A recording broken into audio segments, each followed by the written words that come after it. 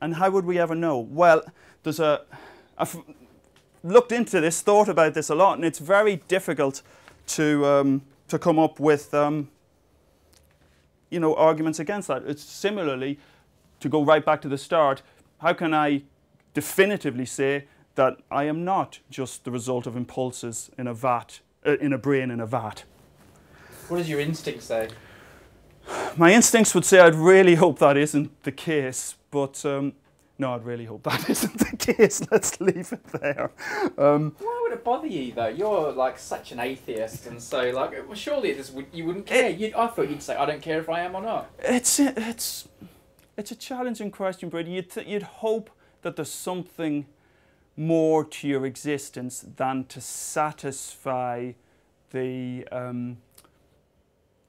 urgings and cravings and machinations of some sort of evil macro scientist or evil uber scientist somewhere. You'd hope there was something more to it than that. I guess the aspect of it that really frustrates me is the idea of being controlled. I think that's probably it, more than anything else. What are you holding? John Barrow. So if you haven't read John Barrow, read John Barrow's books. Very, very important scientist, does lots of exceptionally good work, but also an exceptionally good writer of popular science. Get hold of Barrow's books. He writes really clearly, really lucidly, and I really enjoy his stuff. I came across this paper, Living in a Simulated Universe, and he's got this really neat idea that how would we ever detect?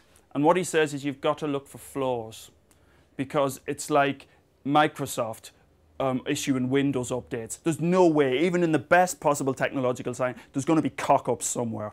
And what has to happen is, it's like the deja vu thing in the Matrix, where there's a reboot. You have to, those bugs have got to be ironed out somehow. And how might that influence? Well, we'll see sort of strange flaws in the laws of nature. You know, for example, the speed of light might change instantaneously, or it might vary with time.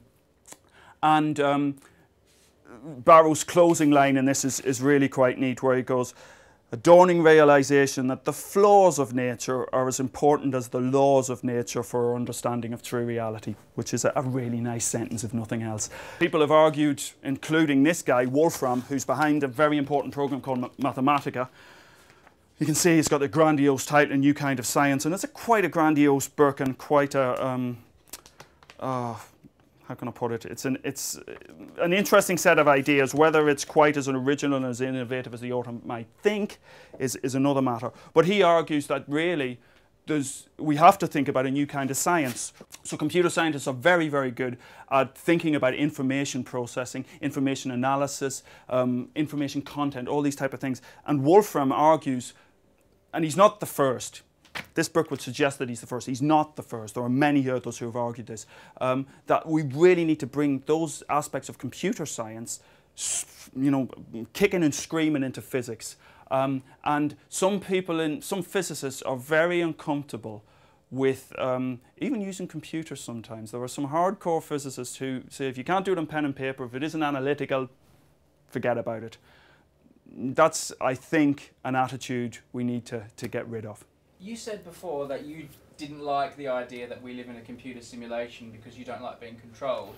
But like we saw with that game of life, it's not really controlled. There's just a set of starting parameters, of course, and it runs away. Of course. And even if we aren't a computer program, and it all started with a big bang, it's the same thing. Of course, I agree entirely. So yeah, I guess I was being a little bit taking you too literally, I guess, there. Because of course, the big aspect of this, and something that drives philosophers up the wall, is, well, where's the role of free will? If it's really just a sort of computer simulation, where does free will come into it? But you're absolutely correct. It's not like every single point is constrained by the simulator. This has got, it's got a life of its own. The game of life has got a life of its own. And there's something quite neat about that.